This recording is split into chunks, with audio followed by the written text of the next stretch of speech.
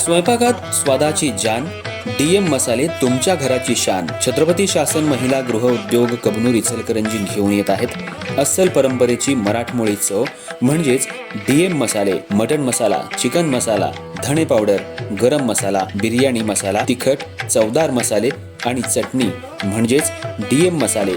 तर आजच आपल्या जेवणाची रंगत वाढवण्यासाठी केमिकल विरहित डीएम मसाले, गृहिणींच्या मनातले मसाले आणि चटणी अवश्य वापरा.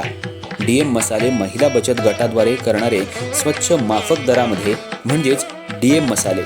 संपर्क दिव्याताई मगदूम, मोबाईल 91 30 80 22 55.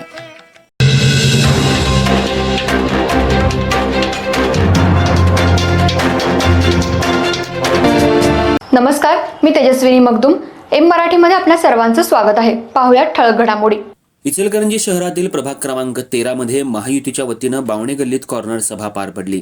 यावेळी परिसरातले नागरिक मोठ्या संख्येनं उपस्थित होते. इचलकरंजी महानगरपालिका निवडणुकीला चांगलीच रंगत आली आहे. सर्वत्र प्रचार फेऱ्या, कॉर्नर सभांचं आयोजन मोठ्या प्रमाणात करण्यात येत आहे. महायुती आणि शिवशाहू विकास आघाडीच्या उमेदवारांनी आणि पक्षश्रेष्ठींनी आपला उमेदवार निवडून येण्यासाठी कंबर कसली आहे. या पार्श्वभूमीवर आज शहरातील प्रभाग क्रमांक 13 मध्ये बावणे गल्लीत महायुतीची कॉर्नर सभा पार पडली.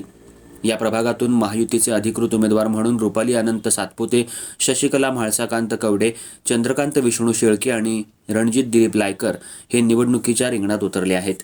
यांच्या प्रचारार्थ या सभेचं आयोजन करण्यात आलं होतं.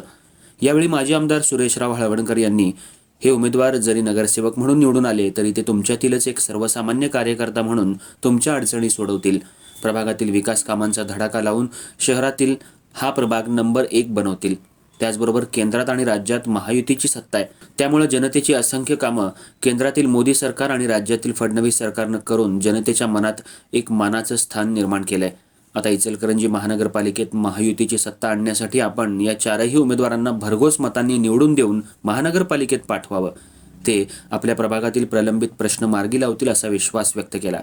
तसंच सर्वांना रेशन धान्य, भागातील पाण्याचा प्रश्न आणि या परिसरातील मुली उच्च शिक्षित होणार असतील तर त्या मुलीला मोफत शिक्षणाची व्यवस्था करण्यात येणार आहे असंही त्यांनी सांगितलं.